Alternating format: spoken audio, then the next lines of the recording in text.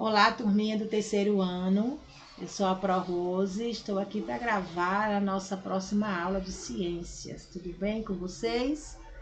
Então, nós já tivemos algumas aulas e agora vamos estar dando a continuidade. Livro de ciências, a partir da página 59. Nós iremos ver a respeito dos tipos de solo, tá? Nós terminamos uma atividade na última aula e eu passei até para vocês um trabalhinho. Esse trabalhinho eu vou até ler aqui, porque foi o trabalhinho a respeito de uma pesquisa a qual era a utilidade das pedras preciosas do carvão, que na verdade não era carvão, né? Na imagem é petróleo, e a água. Essa atividade você vai fazer, tirar foto e me mandar. Eu vou analisar agora, né, até amanhã, as fotos que já me enviaram, porque algumas crianças já me enviaram algumas fotos das atividades feitas e eu já vou até anotar, fazer a relação de quem já fez, tá bom? Mas vamos voltar aqui à nossa aula, então. Tipos de solo, página 59. Nós iremos falar sobre essa parte do solo. Coloquei até aí a data da nossa aulinha, tá? Então vamos lá. Na página 59 do livro de vocês, os solos podem ser compostos pela mistura de diversos componentes: areia, argila, calcário, matéria orgânica, que influenciam nas suas características como permeabilidade. Permeabilidade vem da palavra permeável. Então, vamos ver o que é permeável e impermeável, tá? Aí na telinha tem mostrando solo impermeável e tá mostrando para você aqui o solo onde tem um asfalto, é uma estrada, né? Onde passa muito carro, caminhão, ônibus, seja lá o que, qual for o meio de transporte. Também abaixo desse solo, ó, tem aí muito barro, pequenos pedaços de rocha, e ele fala que o solo impermeável basicamente é um solo que não permite que a água infiltre, ou seja, mesmo com a água da chuva, quando ela vem, que cai, bate, ela não suga, ela não infiltra neste solo. Ela bate e sai ali seguindo seu curso, procurando alguma vala, algum lugar para escorrer, tá? Escoar. E o solo de baixo é um solo permeável, é o contrário do impermeável. É o solo que permite a infiltração da água, não permitindo o alagamento, ou seja, a água da chuva quando vem, ela encharca o solo, mas aí o solo faz o seu papel absorvendo aquela água, não fica encharcado, né? Normalmente, o solo para ficar encharcado, um solo como esse permeável, é só se cair realmente muita chuva, causar um alagamento por outros tipos de por outros motivos, né? Então, mas o normal em si na lavoura é não alagar. Então, esse solo na lavoura é permeável, ele permite a infiltração da água no solo. Já o impermeável é aquele que não permite o solo, a água bate no solo e sai correndo, procurando algum lugar para escoar. Existem também outros tipos de solo, como nós vamos ver aí. É o solo umífero, que é o solo, né, adubado, cheio de humus. E, opa, passei coisa que não devia. Esse solo umífero aí está cheio de humus. Humus são aqueles pequenas lagartinhas, né? Pequenas minhoquinhas que chama.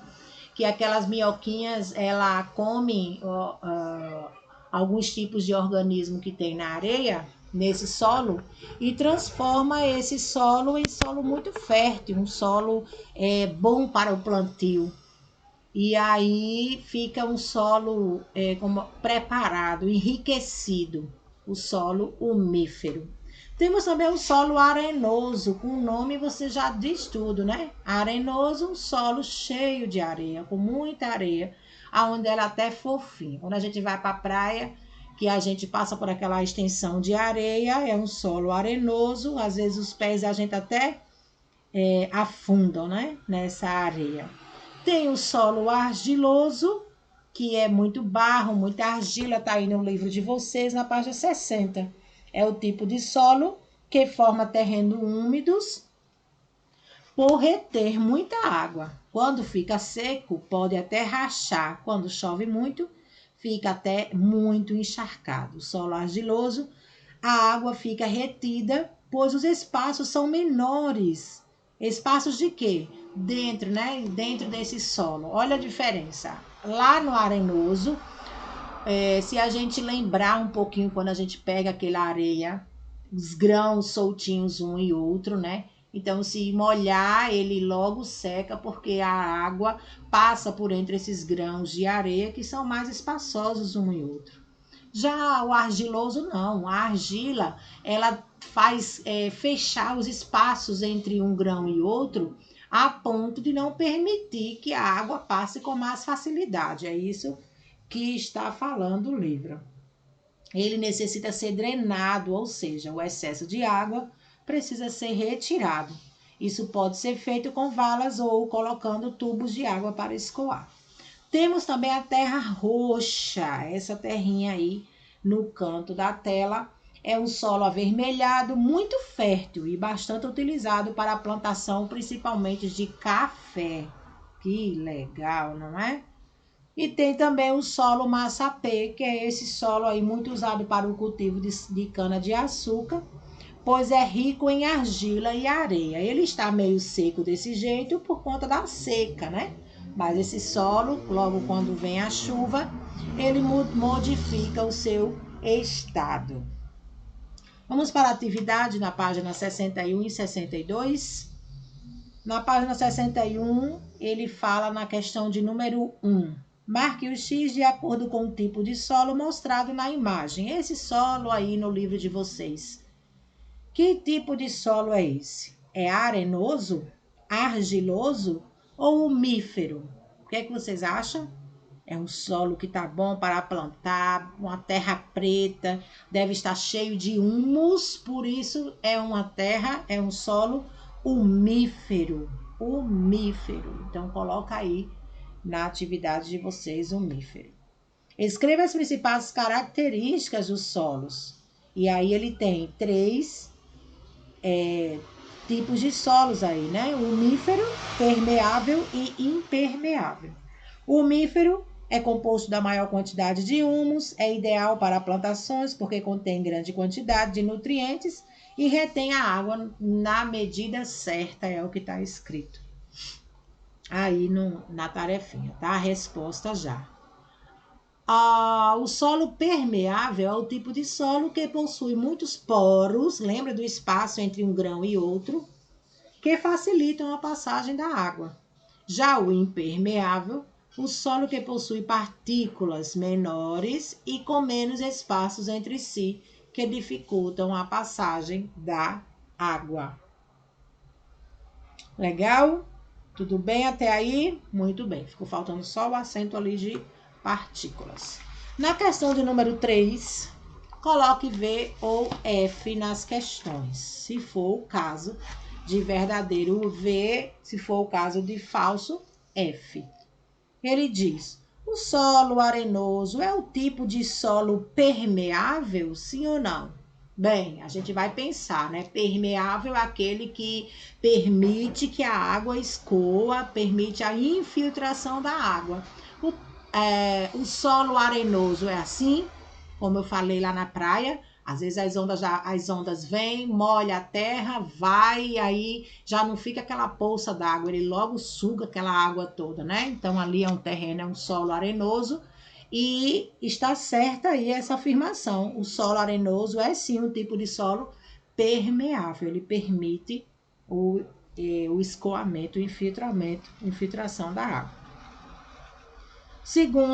A segunda frase afirmativa, ele diz assim: um solo que contém muita água, o solo que contém muita argila, ele é impermeável? E aí? Muita argila, os grãos de argila, né, daquele fica um pregadinho demais ao outro, coladinho, e não permite que a água ali, ó, se infiltre. Então, ele encharca. É certa também essa afirmativa. E aí nós colocamos V de verdadeiro. A outra ele diz: vivemos na parte aquática do planeta Terra. Verdadeiro ou falso? Parte aquática? Não, não sou peixe. Eu vivo na parte terrena do planeta. Então é falso a afirmativa. Próximo, o solo arenoso é o tipo de solo apropriado para a agricultura? Já pensou aí a praia que tem um solo arenoso, muita areia, fofinha, dá para plantar alguma coisa? Não. Então, essa afirmativa aí é falsa. Coloca um Fzinho. O solo permeável deixa a água passar com facilidade. V ou F? V é justamente o solo permeável que permite a passagem da água por entre seus poros. Questão de número 4. Procure no diagrama abaixo o nome de 5 tipos de solos estudados. Então, nós encontramos aí, na primeira linha, umífero. Na segunda linha, argiloso. Na terceira linha, massa P. Na quarta linha, arenoso. Na quinta linha, terra roxa. Ok? O que é um solo fértil?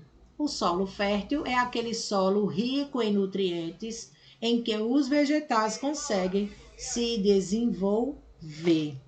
Certinho? Até aí tudo bem? Muito bem. Vamos adiantar então para a página 63. Depois você pode voltar para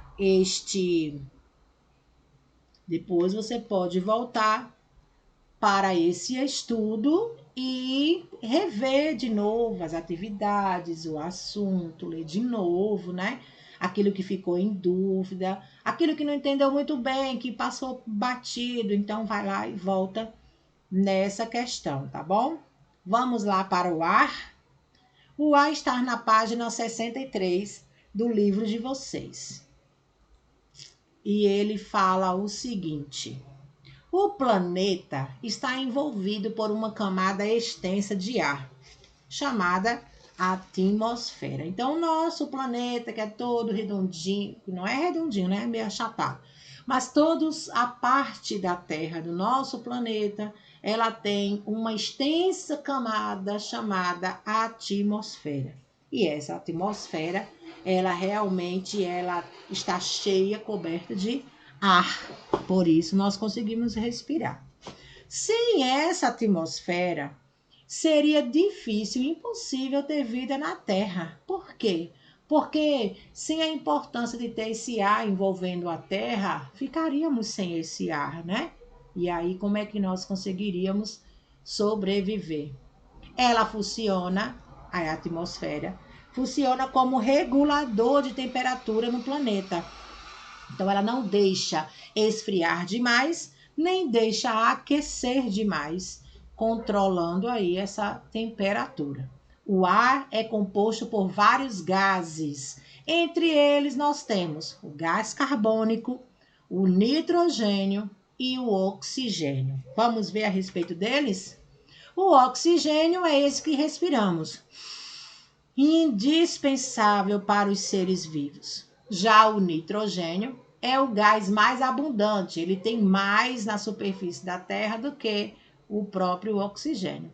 O gás carbônico é necessário para os vegetais, principalmente, porque os vegetais sugam, né? Eles pegam, retiram da terra, né? Retiram do ar esse gás carbônico e usa ele para a produção, para a fabricação do seu próprio alimento através da fotossíntese. Então, o que é ruim para nós, que é o gás carbônico, as plantas, os vegetais tomam para si como coisa boa para produzir seu próprio alimento. Já pensou que interessante esse controle do meio ambiente, né? É um controle muito legal. Sobre o ar, nós, seres vivos, precisamos do ar para viver. Porém, não é qualquer tipo de ar que nós precisamos. Nós precisamos do ar puro. E para que o ar seja puro, ele deve ter 3 características. E as 3 características do ar que precisa ter é o seguinte: ele tem que ser incolor. Incolor. Quer dizer o quê, Pro? Quer dizer que o ar não pode ter cor. Se você olhar para algum lugar e o ar estiver meio turvo, meio, sei lá, acinzentado, meio, sabe, meio esfumaçado, isso quer dizer que este ar está meio poluído. Porque o ar que é puro e nós precisamos respirar é aquele que não tem cor, chamado de incolor. Muito bem. O ar também precisa ser inodoro, ou seja, não tem cheiro algum. Aquele negócio de você, eu estou respirando e sente um mau odor, isso quer dizer que o ar está poluído. Então você não pode estar naquele ambiente, naquele lugar. Quer um exemplo? Quando a gente passa por alguém que está fumando ou está perto de alguém que está fumando, né? Você, às vezes, não aparece a fumacinha do cigarro, mas aparece o cheiro forte daquele cigarro que estão utilizando. Então, aquele ar com aquele cheiro forte de nicotina, você precisa sair de perto dele, porque o ar não está próprio para ser respirado. Tudo isso, toda essa parte suja do ar, entra no nosso corpo e fica ali no nosso pulmão, porque o nosso pulmão é o filtro do nosso ar, né, no corpo. Se também o ar que você respira, que nós respiramos, precisa ser puro, ele também tem que ser insípido, ou seja, não pode ter sabor. Ô, Pro, e como é que eu vou sentir o sabor do ar? Ah, você sente, às vezes você tá, sei lá, com o paladar bem aguçado, né? E sente o cheiro, às vezes, com a própria língua. Às vezes entra um certo tipo de ar até pela boca e você diz assim, nossa, tá com gosto de perfume, né? Vixe, alguém colocou perfume perto de você, entrou mais na boca do que no nariz, e aí você sente aquela coisa perfumada, com cheiro mais forte, né? Então esse tipo de ar também não vai fazer legal, não vai fazer bem à nossa saúde. O ar precisa ser puro, incolor, inodoro e insípido. O ar, ele está presente no solo, na água, nos vegetais, no nosso corpo e também dentro de objetos. Se você olhar para um copo, o copo vazio, não tem água dentro, não tem suco dentro, mas tem ar, Pro? Tem ar lá dentro. Ah, se você pegar um vaso e esse vaso você tampar ele, você está guardando o ar dentro do vaso. Mas como assim? O ar preenche todos esses espaços, mesmo sem que a gente veja ele preenchendo, tá? Vamos pro próximo. O vento. Página 64 vai falar o que é o vento. O vento é o ar em movimento. É quando você percebe que o ar está ali ao seu redor. Quando uma folha balança, quando uma árvore, né, sacode um pouquinho, quando a cortina balança no seu quarto, quando os cabelos a gente balança um pouco, você percebe que o ar está um pouco mais movimentado. É justamente o vento. A gente percebe muito mais isso quando a gente está na praia, por exemplo. Um lugar mais descampado, o tempo todo batendo o vento nos nossos cabelos, né? Que coisa deliciosa. A gente nem pode ainda. Hashtag fica em casa, na área de praia, para sentir esse ventinho por enquanto. Se a Pro não pode ir, ninguém pode. Tá bom? Vamos lá. Existe aí alguns tipos de vento. Então, ele fala que o ar em movimento, ele pode ser em três fases, né? Ele pode acontecer como uma brisa, é o vento mais fraco e agradável, esse que a mulher tá, né? Eu acho que é uma lagoa, acho que é um lago, muito legal, por sinal. E ela tá com esse pano, esse lenço aí nas mãos, aonde está sentindo aquele prazer de ter uma brisa soprando, né? Às vezes tá um dia tão encalorado, tão quente, e aí a gente fica buscando até nas janelas uma brisazinha agradável. E aí essa brisa é o vento da sua forma mais fraca e agradável na nossa vida. Legal, né? Aonde tem esse aí embaixo, aonde tem uma palmeira, é a ventania. A ventania é um vento mais forte, aonde de vez em quando acontece que a gente diz assim, é um vento sul. Ah, é porque tá soprando um pouco mais forte, as ondas ficam mais agitadas. Os pés de cocos que tem muitas vezes nas praias ficam todos, né? Parece que estão se penteando, tudo para um lado só. É essa ventania que causa isso daí. E temos também o que tem embaixo, que é o furacão. Esse furacão é o vento muito forte, causado por diversos, né, poderes da natureza aí, aonde esses ventos muitas vezes provocam muitos desastres, né? Ventos fortes capazes de provocar grandes devastações, como destruições de casa e também de plantações. Acontecem muito nos Estados Unidos para a banda de lá. Ah, pronto, mas já aconteceu no Brasil? Já, alguns ventos assim já deram problema por aqui também. Para medir a direção e a velocidade do vento, nós temos alguns aparelhos. Um dele é o biruta. Biruta não é porque ele é doidinho, não. É porque o nome dele é biruta.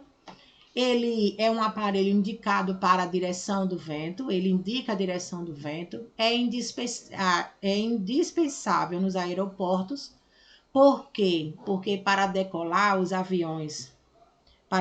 e aterrissar, os aviões precisam fazê-lo na direção contrária do vento. Então, se o vento está soprando para o lado de lá, o avião precisa subir para o lado contrário. E aí, tanto subir quanto descer. Então, esse aparelho, biruta, precisa ter. E a gente, de repente, pode até vê-lo, né? Em alguma vez que for lá no aeroporto, ver esse instrumento. E já vamos saber que ele é quem está indicando a direção do vento. Ele tanto pode soprar para um lado, quanto ele pode girar e vir para o outro. Também nós temos o catavento como esse outro aparelho, né, que indica a direção do vento. O catavento eu achei engraçadinho porque a gente conhece o catavento, aquele que é coloridinho, que fazemos com papel muitas vezes na escola e sopramos, né? E quando a gente sopra, ele fica lá girando. E esse catavento aí é interessante porque não tem nada a ver com aquilo que a gente faz na escola. O catavento de verdade, ó, ele tem as direçõezinhas, algumas setinhas, tá vendo? Alguns dele tem até umas letras, norte, um S de sul, O de oeste, L de leste lá, tá vendo? E tem o galo, também indica a direção do vento. Hoje em dia, atualmente, é de uso doméstico. Eles usam mais como peça decorativa. Talvez você possa mais encontrar isso nas casas da roça, dos sítios, né? Fazendas, é onde você vai encontrar. Temos também essa outra peça aí, esse outro instrumento, o anemômetro. Ele mede a velocidade do vento.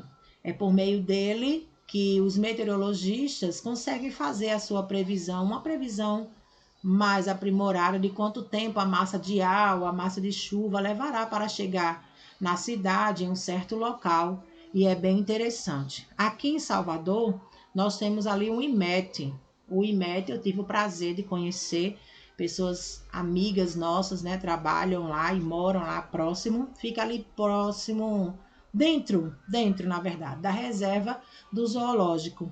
E é interessante porque nós podemos lá ver tanto o biruta, que mostra justamente a indicação do vento, está soprando para que lado, e aí o IMET é o Centro de Meteorologia. Eles passam todas essas medições acerca do vento para o Instituto, onde vai dar a previsão correta não, próxima, né? Mais aproximada daquilo que está acontecendo ou que vai acontecer na nossa cidade e região. Ainda temos esse outro aparelhinho aí, que é o termômetro. O termômetro mede a temperatura do ar. Se está mais quente, se está mais frio, é medido com o aparelho que fica exposto no ambiente. Dentro de uma casa pode ter ele, pode ter numa escola, pode ter em outro lugar. Mede tanto em Celsius como em Fahrenheit, certo? A Terra aquece devido à incidência dos raios solares. Por isso que a Terra vai aquecendo. Como eu falei, a atmosfera é um controlador. A Terra está sempre sendo aquecida pelo Sol. É claro que com as camadas de ozônio, que têm sido aí cada vez mais aumentadas, né, por conta da poluição, essas incidências de raios solares têm entrado mais fortes ainda no nossa Terra, no nosso planeta, na atmosfera. Mas esse aparelho aqui, ele mede legalzinho o quanto tá. Inclusive, nesse exemplo aqui, ó, em Celsius, ele tá medindo 40 graus, quase 40 graus, ó. Se fosse em Fahrenheit, já tava em 100. Né? Legal. Muito bem. Atividades, páginas 66 e 67. Vamos lá? Se você já fez, você pode estar corrigindo com a pró. Se você não fez ainda, é a hora de nós fazermos. Se a pró estiver andando muito rápido, você depois lembra de voltar para rever o conteúdo e a atividade, tá? Questão de número 1, acerca dos ventos e do ar. O que é atmosfera? Letra A. A atmosfera é a camada de ar que envolve o nosso planeta, como eu falei no início. É aquilo que envolve o nosso planeta e é necessário que exista para controlar a nossa temperatura e o ar também que nós respiramos, né? Qual objeto pode ser utilizado para registrar a temperatura do ar? Se está muito quente, se está mais frio. É o termômetro, é ele. Engraçado que o aparelho para medir também a nossa temperatura do corpo também chama-se termômetro. Ele só é um pouco diferente desse termômetro de ambiente. É um termômetro... não sei como ele vai chamar. Deve ser humano, né? Termômetro de gente. Muito bem. Número 2. Circule aí na imagem, na ilustração, o que comprova a existência do ar. Olha só na imagem aí. O que é que está comprovando a existência do ar?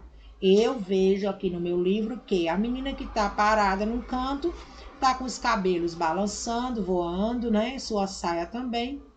O menino está empinando pipa, então a pipa está aí levantando um pouco para voar. Eu também vejo o pé de coco aí balançando, né? Seus galhos para um lado só. Engraçado que é para o lado que é o cabelo da menina tá, que é o lado que a saia da menina também tá. E também tem um barquinho, uma vela lá dentro do mar, né? Então são essas três coisas aí que está acontecendo nesse ambiente que está comprovando a existência do ar naquele lugar.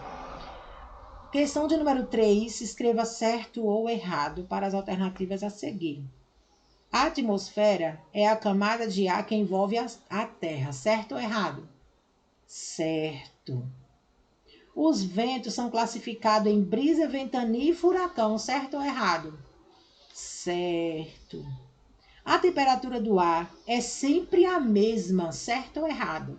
Errado. Ontem fez um sol, hoje já estava mais nublado, choveu. A temperatura é a mesma? Não. Então é errado essa afirmativa aí. Próxima afirmativa, o ar puro é incolor, inodoro e insípido. Certo ou errado? Certíssimo. Muito bem. Vamos aqui para a questão de número 4. Questão número 4 tem uma imagem aí de um furacão. Responda o que se pede. Esse tipo de vento é forte ou é fraco? Você vai colocar o quê? Ele é forte. Quais consequências ele pode acarretar? Ora, esse vento de furacão, né, pode causar grandes destruições. Muito bem. Questão de número 5, escreva VOF nas afirmativas abaixo. O ar é indispensável à vida dos seres vivos. Verdade ou mentira? VOF. V. O ar, queridos, a gente não vive sem ele. Então, nós precisamos do ar para sobreviver. Não só nós, como os outros seres vivos. Furacões, ventanias e tornados são exemplos de ventos fortes? Sim, V também, porque é verdadeiro essa afirmativa. O vento é a ausência do ar? A ausência quer dizer que o ar não existe. Hã? Não. O vento é o ar em movimento. Essa afirmativa aí está errada. Coloca-se F. Ventos fracos são chamados de brisa? Verdade. E o planeta Terra é envolvido por uma camada de ar chamada atmosfera? Verdade também, V. Ficou V, V, F, V, V. Questão de número 6. Escreva o nome das figuras abaixo e a sua utilidade. Então, eu coloquei aqui ó, o nome biruta, porque eu não desenhei um biruta, né? Biruta, e ele serve para quê? Indica a direção do vento. Catavento faz o quê? Indica também a direção do vento. Serve como enfeite nas casas das pessoas, né? E o outro, um anemômetro. O anemômetro, ele serve para medir a velocidade do vento. Muito bem. Então, prestem atenção numa coisinha. Estamos aqui encerrando a nossa aula de hoje. Paramos na página 67, tá? Do nosso livro. Como eu falei, revise aí os nossos estudos, revise as nossas atividades, tá? Quem não fez ainda, faça as atividades, corrija direitinho. Eu vou também estar esperando aquela foto da pesquisa lá sobre as pedras preciosas, o petróleo e a água. Não deixe de fazer, por favor. E aí a na segunda-feira que vem, estaremos aqui de novo, junto com você, estudando aqui a nossa lição, tá bom? Deus abençoe a todos. Fique na paz do Senhor Jesus e em casa, por favor. Beijo grande.